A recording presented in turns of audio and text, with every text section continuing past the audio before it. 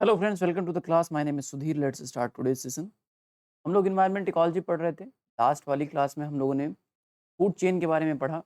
Food chain के बारे में अभी थोड़ी और जानकारी लेनी है। इस क्लास में हम लोग फूड चेन के बारे में रिमेनिंग जानकारी ले लेंगे। चलिए शुरू करते हैं। अगर आपको हिस्ट्री एंड कल्चर की क्लासेस देखनी है तो अनअकैडमी पर अभिषेक श्रीवास्तव सर की क्लासेस देख सकते हैं। डिटेल जानकारी आपको डिस्क्रिप्शन में दे दी जाएगी। साथ ही साथ आप ये कूपन कोड यूज़ कर सकते हैं ताकि आपको मैक्सिमम डिस्काउंट अवेल हो सके अनअकैडमी के कोर्सेज पे। हम लोग पिलर फर्स्ट का चैप्टर या टॉपिक फोर्थ कंप्लीट कर रहे थे, एनर्जी फ्लो को। वहीं से हम लोग आगे बढ़ रहे हैं। फूड चेन के बारे में हमने कल सीखा था लास्ट वाली क्लास में। दो प्रकार के फूड चेन्स होते हैं, उनको हम लोग आज देखने की कोशिश करें आज की क्लास में। ठीक है, चलिए। लास्ट वाली क्लास में हमने देखा था कि दो प्रकार के फूड चेन्स होते हैं। एक तो पहला टाइप का जो फूड चेन होता है ग्रेजिंग फूड चेन, और दूसरा जो टाइप का फूड चेन होता है वो डेट्रियोरस फूड चेन होता है। चलो, डेट्रियस फूड चेन के बारे में या ग्रेजिंग फूड चेन के बारे में हम लोग समझ लेते हैं।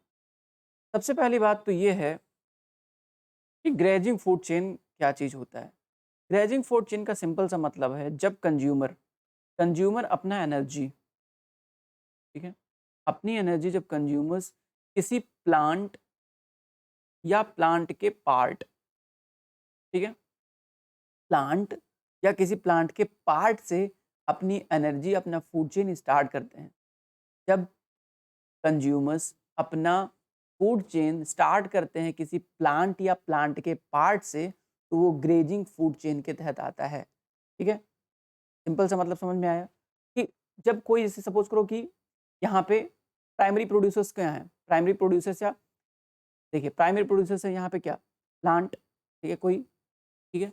अब प्लांट को प्राइमरी कंज्यूमर, जो प्राइमरी कंज्यूमर होगा, जो स्टार्ट कर रहा है फूड चेन, वो जब खाए तो वो प्लांट को ही खाए, प्लांट या प्लांट के किसी पार्ट को खाए तो उसको ग्रेजिंग फूड चेन के अंतर्गत रख देंगे। ठीक है, कोई ऐसा जो डेड मटेरियल हो, डेड मटेरियल को ना खाए, जिंदा मटेरियल को खाए, लिविंग मटेरियल को खाए। लिविंग में फ्लावर जो है वो लिविंग है, ठीक है, या प्लांट्स जो है वो लिविंग है।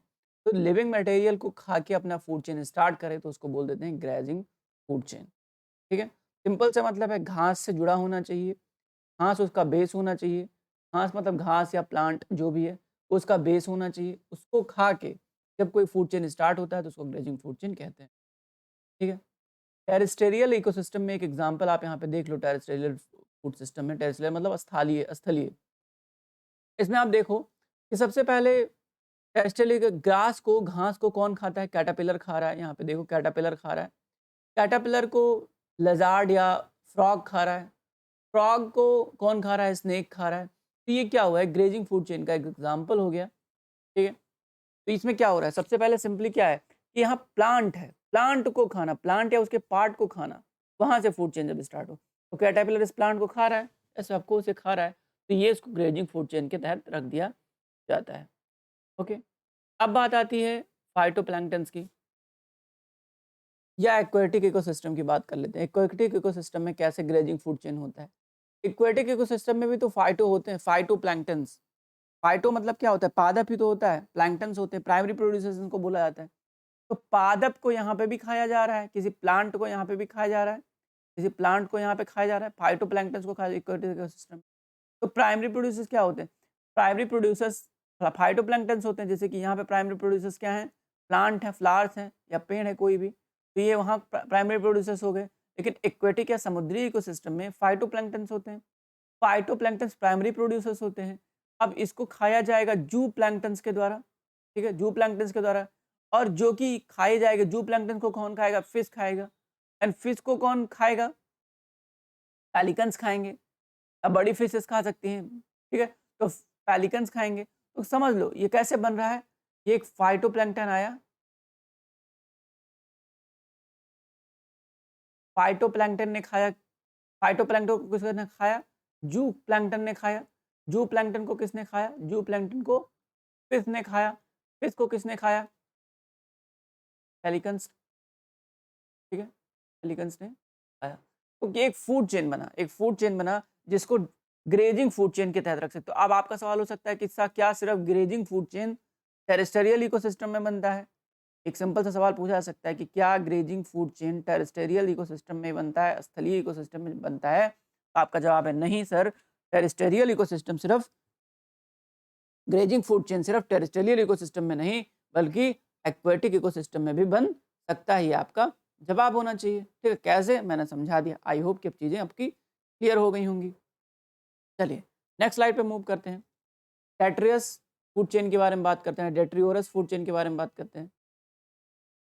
देखो, जब कोई फूड चेन स्टार्ट हो ऑर्गेनिक मैटर ऑफ डेड या डिके एनिमल या प्लांट, जब किसी एनिमल या प्लांट जो कि डेड हो गया हो, जो मर गया हो, उसके ऑर्गेनिक मटेरियल से जब कोई फूड चेन स्टार्ट हो, यानी कि उसको खा के कोई फूड चेन स्टार्ट हो, कोई कंज्यूमर हो जो इस डेड ऑर्गेनिक मटेरियल को खा रहा हो, चाहे वो प्लांट हो चाहे एनिमल हो, उस डेड ऑर्गेनिक मटेरियल को जब वो खाए और उसके बाद एक फूड चेन बने, उस फूड चेन को बोल देते हैं कि ये डेट्रियोरस फूड चेन है, डीएफसी। ठीक है, एग्जाम्पल देखो, कितना सिंपल सा एग्जाम्पल है।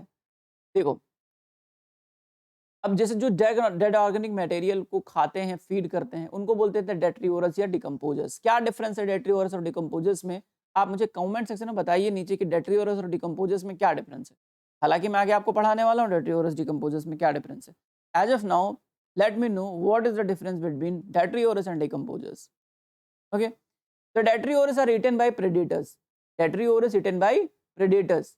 देखो, डेट्रियोरस को कौन खाता है? प्रेडेटर्स खाते हैं। तो सिंपल सी बात समझो, देखो यहाँ पे देखो, यहाँ पे एक डेड प्लांट का मटेरियल है, प्लांट की लीव है जो मर चुकी है, इसको खाएगा वुड लाउस, उसको कौन खाएगा? Black bird. ये कैसा है? एक डेट्रियस फूड चेन बन गया जहाँ पे डेड ऑर्गेनिक मैटर को खा के एक फूड चेन स्टार्ट किया जा रहा है, that is detritus food chain. Hope समझ में आया होगा। एक बड़ा इंपॉर्टेंट सवाल आता है कि ये बताइए कि सर सबसे ज़्यादा एनर्जी फ्लो किसी इकोसिस्टम में ग्रेजिंग से होता है या डेट्रियस से होता है? ये बड़ा इंपॉर्टेंट है। तो समझ लेते हैं कि डेट्रियस से सबसे ज़्यादा एनर्जी फ्लो होता है कि ग्रेजिंग से सबसे ज़्यादा एनर्जी फ्लो होता है। देखो, इसका जवाब ऐसा इतना सीधा नहीं है। सिंपल सी बात है कि अगर एक्वेटिक इकोसिस्टम की बात करें, ठीक है, एक्वेटिक इकोसिस्टम की बात करें, समुद्री पारितंत्र, परितंत्र, समुद्री परितंत्र की अगर बात करें तो हम देख सकते हैं कि ग्रेजिंग फूड चेन्स जो होते हैं ये सबसे ज़्यादा एनर्जी का प्रवाह करते हैं, मेजर एनर्जी का कंड्यूट करते हैं एनर्जी फ्लो में, जो है कौन? Grazing food chain. यानी कि समुद्री पारितंत्र में ग्रेजिंग फूड चेन जो है मेथड, वो सबसे ज़्यादा एनर्जी फ्लो को मेंटेन करवाता है, उसी के थ्रू ज़्यादातर एनर्जी फ्लो मेंटेन होता है। तो एक्वेटिक सिस्टम वाली बात हमको पता चल गई। लेकिन टेरेस्टेरियल इकोसिस्टम की अगर हम लोग बात करें तो वहां पर टेरेस्टेरियल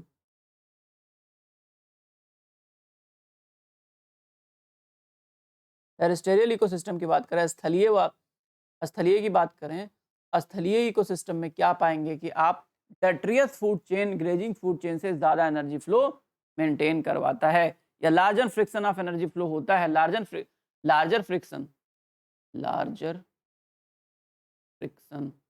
ऑफ एनर्जी फ्लो वो किसके द्वारा होता है? वो होता है डेट्रियस फूड चेन के द्वारा।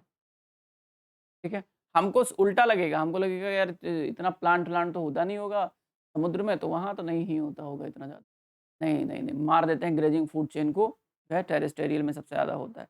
ऐसा नहीं, उल्टा है। ध्यान रखना, ये पॉइंट बड़ा इंपॉर्टेंट है, काम करेगा आपको। ठीक है, चलिए अब एक चीज़ और समझ लीजिए कि एक क्वेश्चन है, ज़रा सॉल्व कीजिए कि एक मिनट, ज़रा एक वाइट पेन पेपर लेने दीजिए। खैर मैं पढ़ देता हूँ क्वेश्चन, आप सुनिए। With reference the food chain in ecosystem, food chain जो इकोसिस्टम में होता है उसके संदर्भ में बताइए कि which of the following kind of organism is known as decomposers या डिकम्पोजर ऑर्गेनिज्म। कौन डिकम्पोजर्स हैं?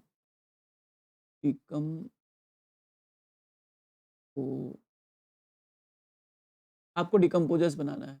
ऑप्शन ए है आपका वायरस,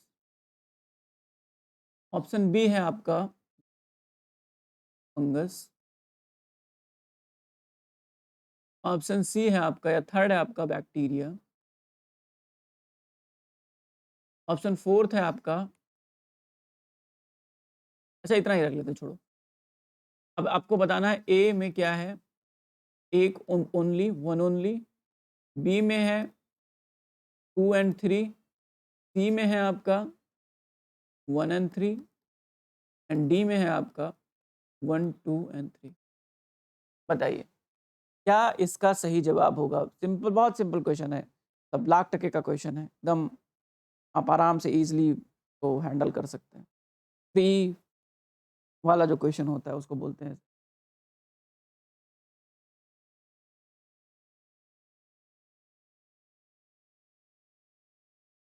कुछ सेकंड का टाइम लीजिए और आंसर दीजिए इस क्वेश्चन। आई होप कि आपने आपने आंसर सोच लिया होगा। तो इसका सही जवाब क्या है बताइए, कमेंट सेक्शन में फटाफट टाइप करते रहिए। इसका जो सही जवाब है वो है ऑप्शन बी, वायरस कभी भी डिकम्पोजर्स नहीं होते। वायरस डिकम्पोजर्स नहीं होते, ठीक है, फंगस और बैक्टीरिया ही डिकम्पोजर्स होते हैं, ठीक है। वायरस को होते हैं डोरमेंट लाइफ को जो है रिप्रेजेंट करते हैं। और कमाल की बात है कि वायरस का मेटाबॉलिक जो है स्थिति हमेशा एक्टिव नहीं रहती है। जब तक वो कोई होस्ट में नहीं रहते हैं, किसी होस्ट के ऊपर नहीं रहेंगे, तब तक वो मेटाबॉलिक एक्टिविटी उनकी स्टार्ट ही नहीं होगी। जब किसी होस्ट पे आते हैं तभी उनका मेटाबॉलिज्म स्टार्ट होता है, तब तक वो इनएक्टिव रहता है, ठीक है। तो इसलिए वो डिकम्पोजर्स नहीं है, ध्यान रखना। बाकी जो है फंगस और बैक्टीरिया दोनों डिकम्पोजर्स हैं, ठीक है। चलो आगे बढ़ते हैं। अब बात करनी है हमें वैसे तो फूड चेन। अच्छा एक क्वेश्चन और सॉल्व कर लीजिए लगे हाथ, यहीं पे ही क्वेश्चन और सॉल्व कर लीजिए लगे हाथ ना। चलिए क्वेश्चन है, मैं पढ़ देता हूँ, आप लोग ध्यान से सुनिए क्वेश्चन के बारे में कि क्वेश्चन क्या पूछना चाह रहा है। तो क्वेश्चन पूछा जा रहा है correct sequence of food chain. Correct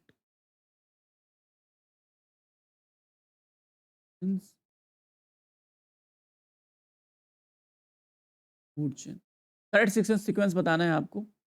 पहला सीक्वेंस है डाइटम, पूछा था यूपीएससी ने डाइटम्स के बारे में, तो पहला मैंने यही बताया था आपको। पहला टॉपिक जब पहला क्लास था तो डाइटम्स के बारे में बताया था। फिर बताया था क्रस्टेशियंस, तीसरा है हियरिंग, HERRING, हियरिंग्स, ठीक है। पहला ऑप्शन ये है। दूसरा ऑप्शन में क्रस्टेशियंस को रख दिया, ठीक है, क्रस्टेशियंस, फिर डाइटम्स, फिर हियरिंग रख दिया। फिर तीसरा ऑप्शन है डाइटम्स, फिर हियरिंग, फिर क्रस्टेशियंस। फिर चौथा ऑप्शन जो है वो क्रस्टेशियंस है, हियरिंग है और फिर डाइटम है, ठीक है। आपको बताना है A B C and D में कौन सा सही है, बताइए।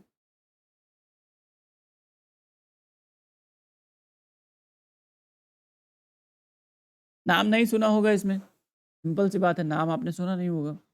जब मैं डाइटम्स के बारे में बता रहा था तो मैंने बताया था कि diatoms unicellular, single cellular, unicellular, unicellular algae होते हैं, यूनिसेलुलर एल्गी होते हैं। ये इंपॉर्टेंट था, यूनिसेलुलर मतलब स्टार्टिंग का ही, प्राइमरी फ्रूट चेन में सबसे पहले आ जाएगा, ठीक है, एल्गी, ओके।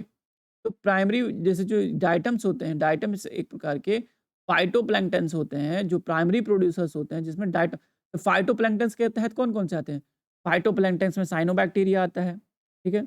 आपके डाइटम्स आते हैं, कोकोलिथोफोरस भी आता है, एक मिनट लिख देता हूँ मैं स्पेलिंग, तो आप नोट करके लिख लो। ओ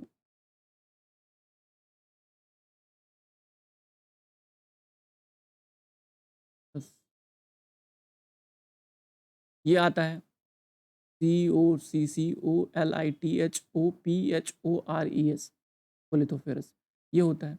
उसके अलावा और कौन कौन आता है? इसके अलावा आपका आता है डिनोफ्लैगिलेटस, एक मिनट स्पेलिंग लिख देता हूँ, डिनोफ्लैगिलेट,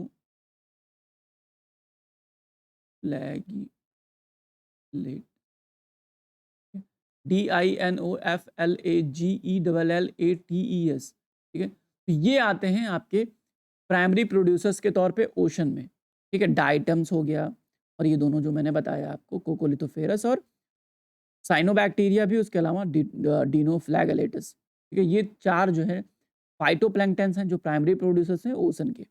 ओके, अब बात करते हैं कि इसमें क्या है। तो डाइटम्स आ गया, पहला हो गया, ठीक है, ये प्राइमरी फूड चेन का पहला। तो डाइटम्स को कौन खाएगा? डाइटम्स को खाएगा आपका क्रस्टेशियंस। क्रस्टेशियंस खाएगा, क्रस्टेशियंस। क्रस्टेशियंस क्या होता है? क्रस्टेशियंस होता है आपका ऑर्थोपोडा, जिसमें क्रैब्स वगैरह आते हैं, क्राइफिश वगैरह आती हैं, ठीक है, क्रिल्स वगैरह आते हैं इसी में। ठीक है, एक प्रकार का क्या है, group of, large group of arthropods. ठीक है, अब इस क्रस्टेशियंस को कौन खाएगा? क्रस्टेशियंस को खाएंगे हियरिंग्स।